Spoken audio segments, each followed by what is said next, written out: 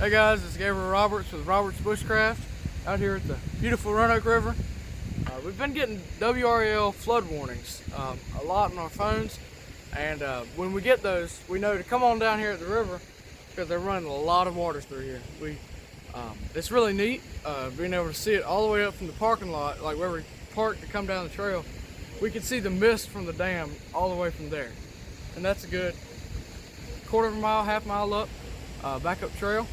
So that's a good distance, and that's a lot of water. So let's go check it out.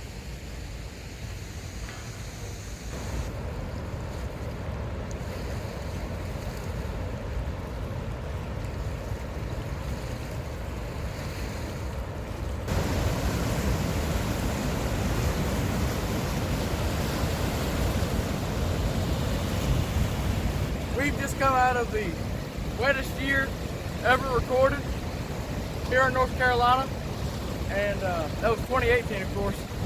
2019 doesn't look like it's slowing down at all. Now, Dominion has to release this water through this dam to keep the property upstream from getting flooded, and of course, when stuff gets flooded, stuff starts getting destroyed, and of course they wouldn't want that to happen. They've got these gates open quite a good little bit, letting a lot of water through.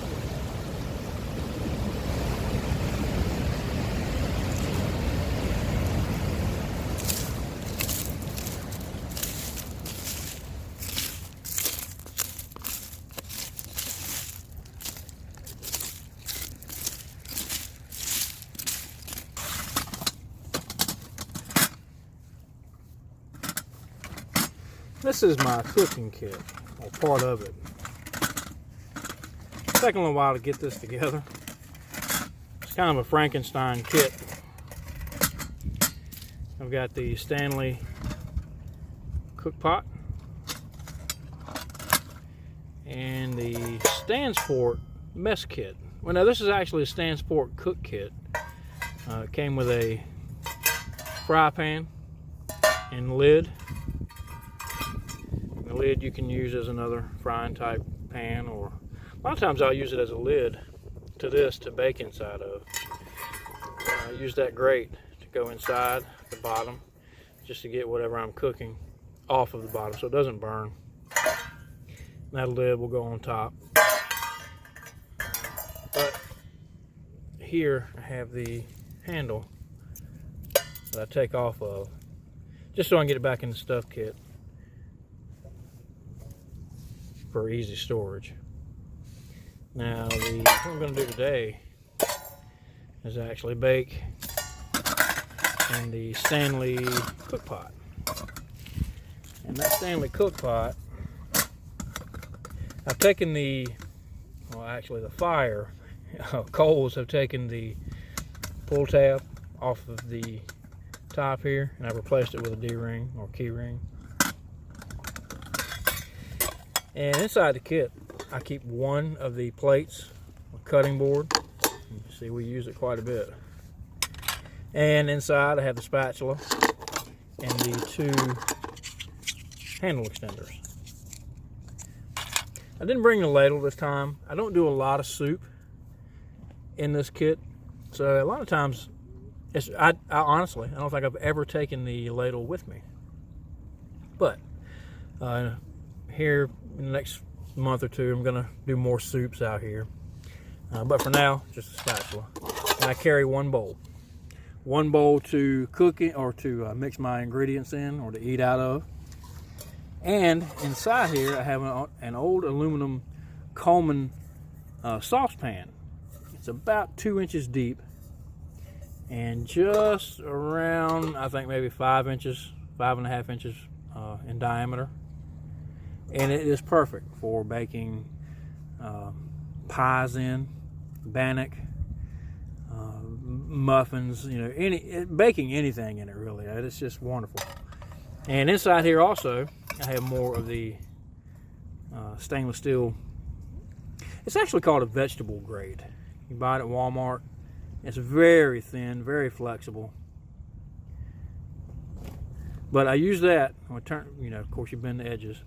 Put it upside down, and it keeps these off of the bottom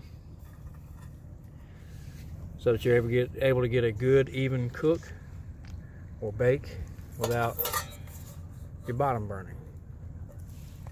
So I'm going to go ahead and get a fire going and get some bannock mixed up and start eating.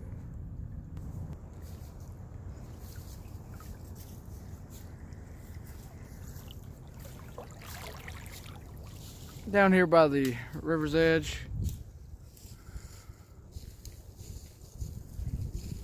straight directly across from us is down by Pine Top.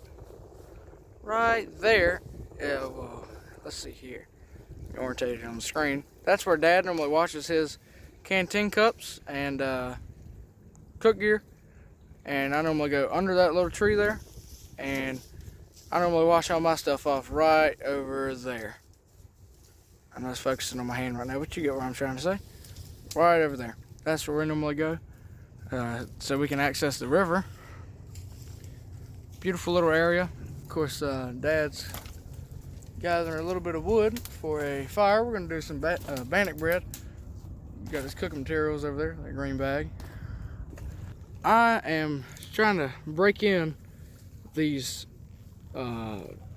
paratrooper officer style boots. We found these in a surplus store, got them for $10. Love surplus boots, military surplus in general. We just love it. It's rugged. Can really do a lot of things with it. It's cheap. It's cheap is another thing. I was trying to find my words there. It's rugged and it's cheap. So I got these boots out of there. They have amazing tread on them. They really grab the ground while you're walking. Not gonna slip. They got like a zigzag kind of tread. Let's see if I can show you. So you got a zigzag kind of tread, and that's on all the boot there. Great traction. But when we found them, they've been in storage for a while. So down right here, it's kind of pinched, hugs your, pinches your ankle there real tight on both sides. And this gusset is shaped really, really weird. So we're trying to work that back down. We try to lay it down every time I see it. But yeah, trying to break those in. All we're doing is, or I'm doing, just wearing big socks with these, it's like these orange booties that I'm wearing on the inside, these orange liners that are made for an extreme cold weather boot, but we're wearing them, I'm wearing them inside of this with my regular combat boot inserts, and trying to break these in. Working out so far, keeping my feet nice and toasty though with that orange liner. Really nice boots. They barely had any polish on them when we first found them. A lot of it had been removed. Not removed, but just had worn away over time being in storage so long. So got them polished back up. Looking nice, feeling good.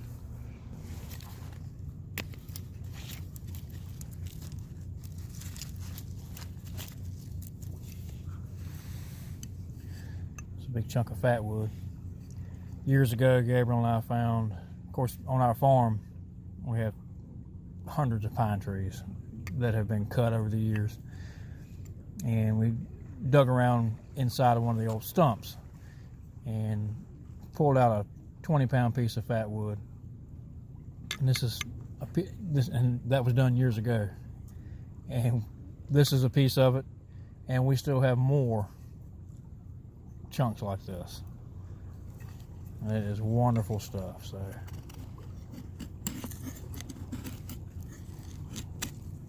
look at that. That is beautiful.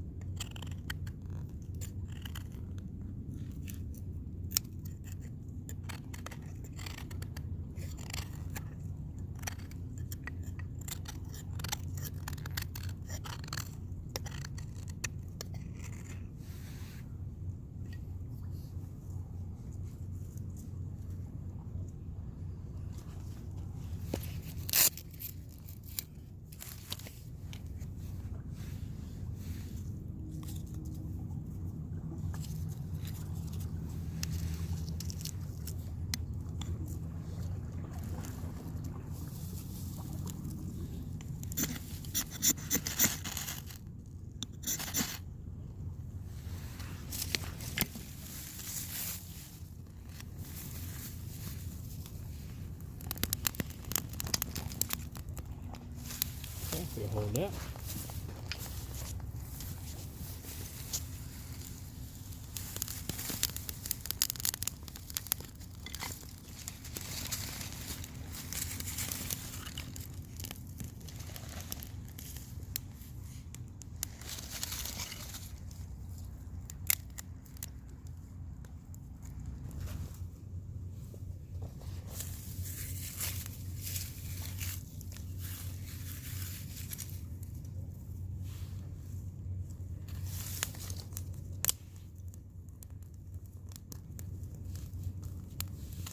Fire making is an art.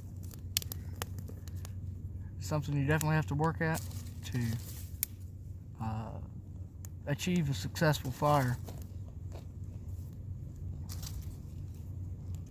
In my opinion, this is the most valuable skill that you can have. That's how to make fire. Now, of course, today we used the ferro rod in BK16. But even that, if you're not using the right materials or conditions aren't just right, can prove challenging.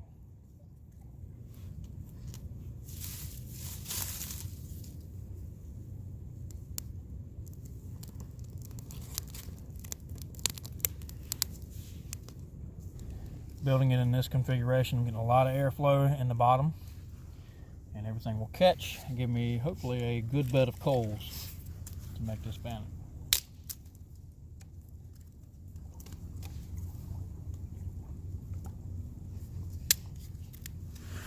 And also, location of the fire is key. You see, we have we kind of built it right here. Have a natural windbreak. Yep. You got on both sides there a raised rocks that are raised up right here. It's just a natural windbreak, and of course we're not going to build the fire above those rocks, so that should do just fine for what we're trying to do. Building it right there in that little corner.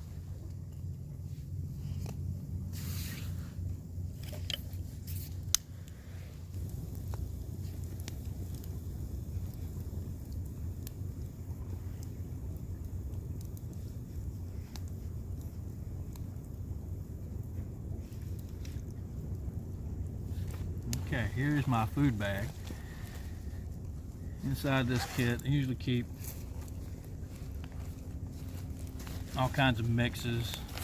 Got a little butter in here. Trash bags, because as you saw earlier, we need trash bags. I also keep honey in here. Now, that is an old Johnson & Johnson's baby shampoo container. Cleaned it out, used boiling water, boiled it out. I mean, if it's safe enough for babies to eat it, I can put honey in there and store it.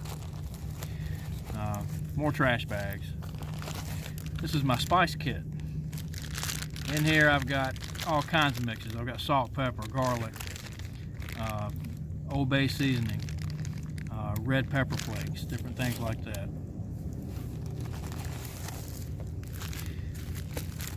Oatmeal, powdered milk, brown sugar, all the wonderful things to make good bannock bread with. This is olive oil. Now this was actually a bottle that had Imitation vanilla. Imitation vanilla in, and we bought it at the local grocery store. Dumped the vanilla out. Actually, transferred it to another container for my wife to use, and we just used this for olive oil. And here is the flour.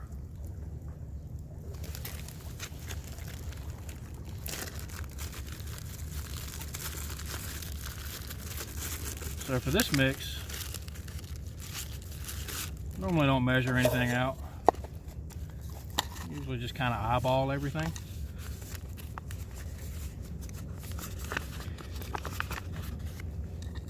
And this is the self-rising flour. As you can see, I got a decent little amount in there. A little more in there.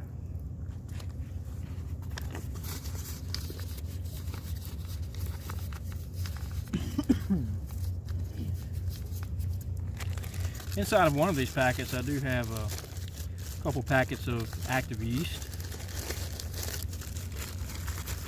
And I have been able to get successful rise or proofing out of yeast that I've had in there for a year. Normally want to change those out. But let's see, a little more fuel on the fire there. One of the things I do like to add to my bannock is the powdered milk. Really makes it, kind of puts it over the edge, you know. Stuff smells good. And again, I don't measure, I just kind of eyeball it. If it looks good, I'll keep adding it until it doesn't look good anymore.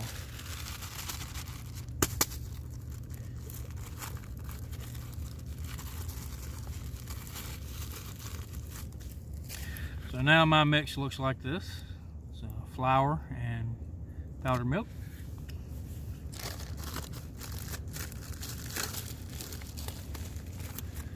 Going to add some brown sugar. I love brown sugar in my bannock.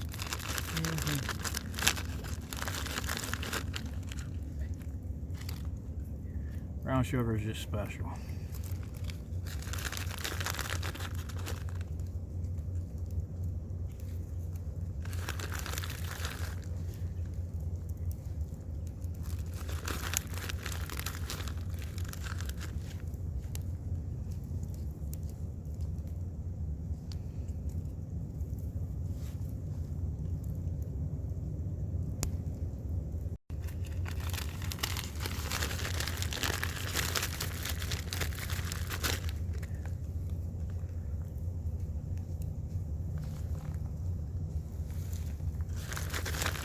I like a lot of brown sugar in my mix.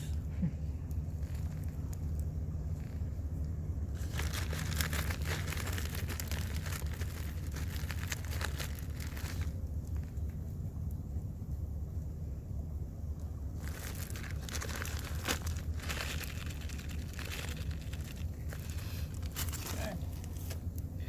So now we're having something like this, and in a moment I'll begin to add a little water, a little bit of honey, some butter. This is going to be a real sweet mix. It'll be more like a treat than it is a bread.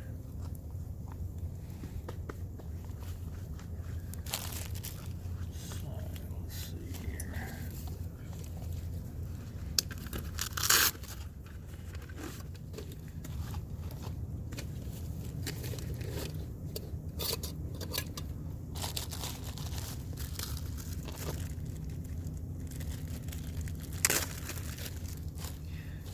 Give that just a little stir before I add the water.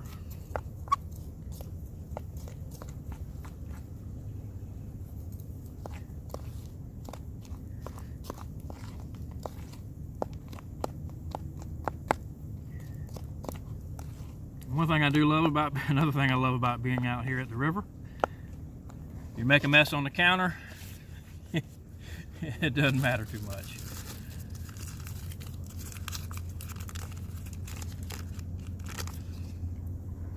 And contrary to popular belief, butter does not have to be refrigerated.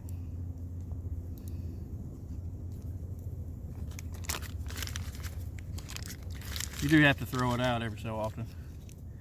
Test it before you eat it to make sure it's not rancid.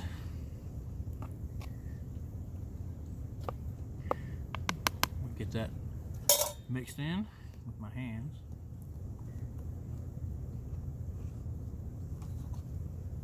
So you just kind of work that in. It's almost like making buttermilk biscuits. Just kind of work the butter and the sugar into the flour and the powdered milk. I mentioned adding honey just a minute ago. Probably not going to add it this time. I'll add it after the fact, after we bake the bread.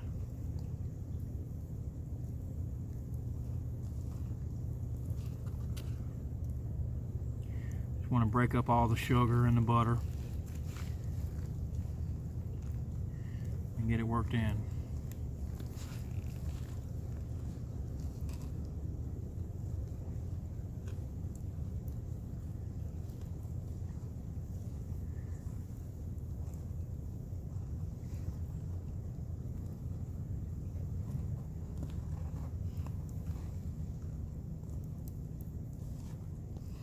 All right, and you do that until you don't feel any large clumps anymore. And you should have like small pebbles or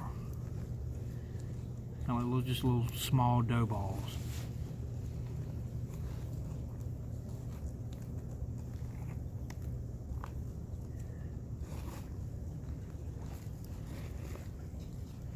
Okay, I think it's time to add the water. Add just a little bit of water to moisten everything up.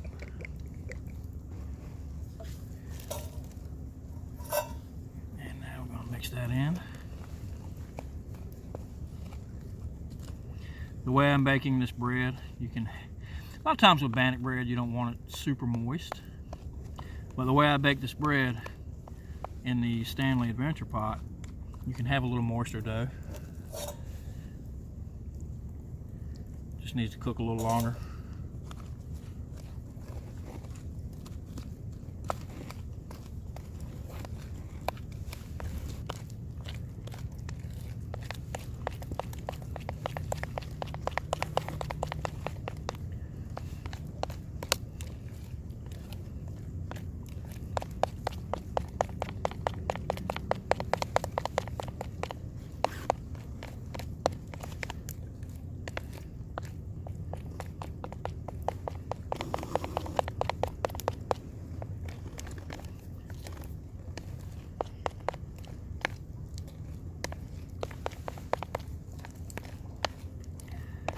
Okay, and I've got that mixed up pretty good.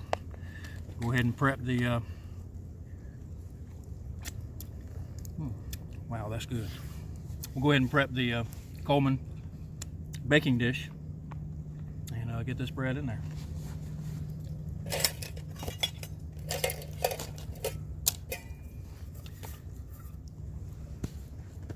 All I'm going to do with this is just line it with butter. Smear the bottom and on the sides here, and then add that mix into this and put it in the Stanley pot. It's a pretty simple process.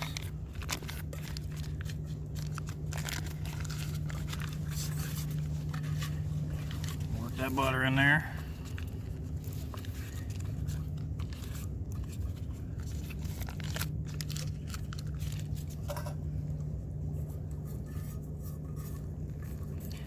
This creates a kind of like a non-stick surface and gives it a lot of flavor.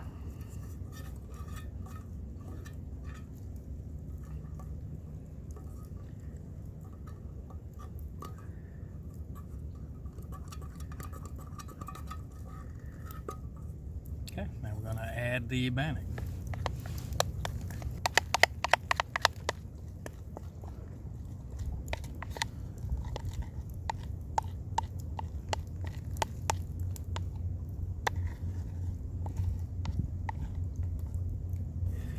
Okay, smooth this out just a little, get it level.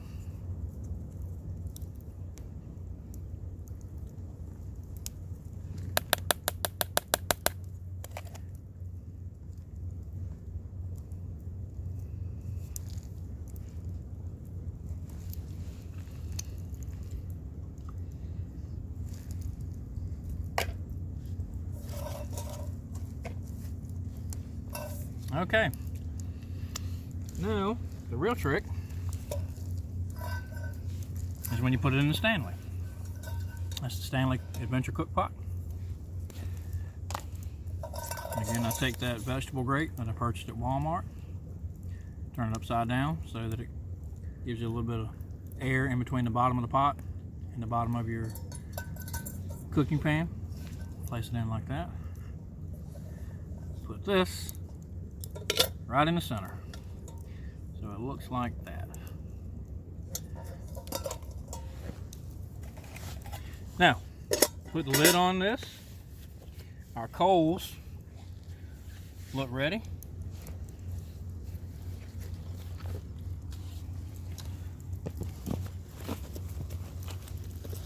We're going to move some of these away.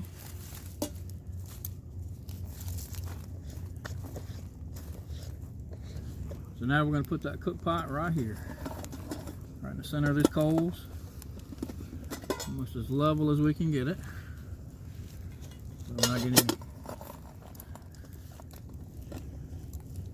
okay. So what it looks like now, just now going in like that.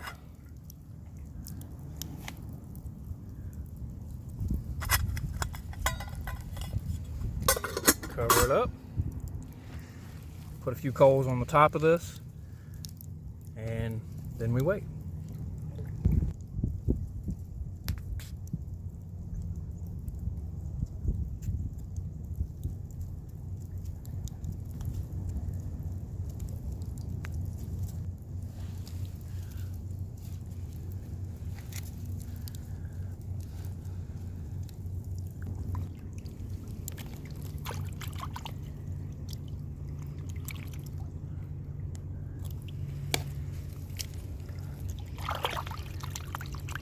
Seriously cold water.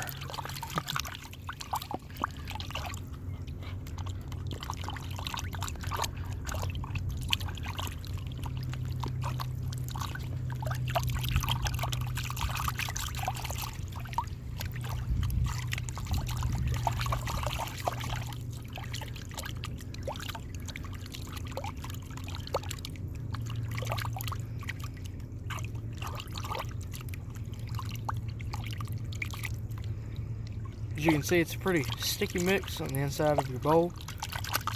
Of course, it takes a little while to get all that gunk out, but no big deal. Just a little while. Just gotta take time with it, just like anything else. You have it all clean.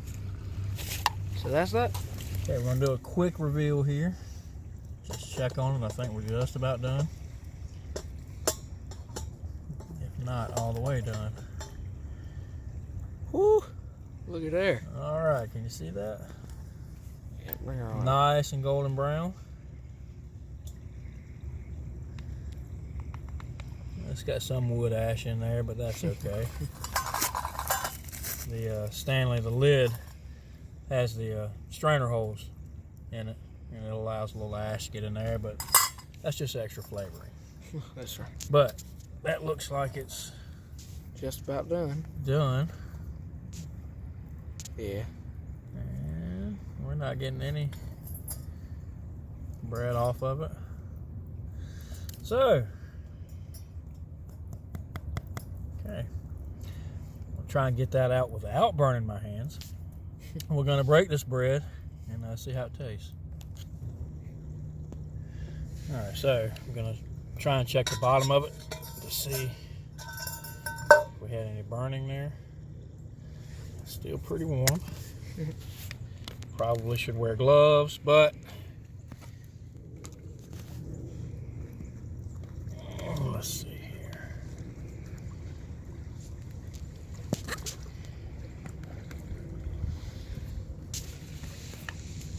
Look at that. Look at there. Perfect every time. Cooked all the way through. Perfectly done. Great on the bottom, done in the center. Look at that. Okay, so now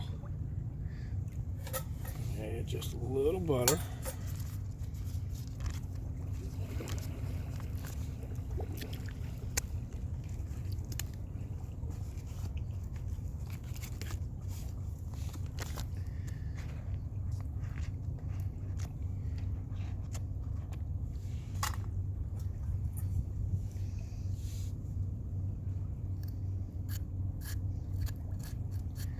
Almost like cornbread in a way. It looks like it anyway, but it doesn't taste like it. This is just a good little sweet mix.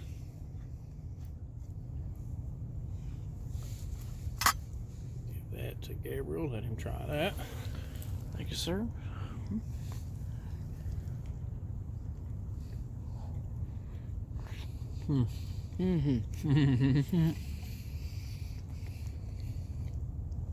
The milk and the brown sugar, butter.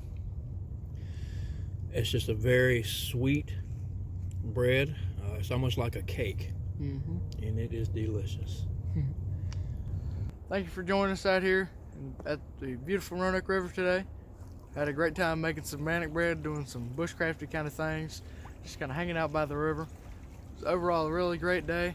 This great Sunday. Make sure to go to robertsbushcraft.com, check out some of our older stories and read some of those, and go back and watch some of our older videos there. But again, thank you for joining us out here in the woods today. God bless.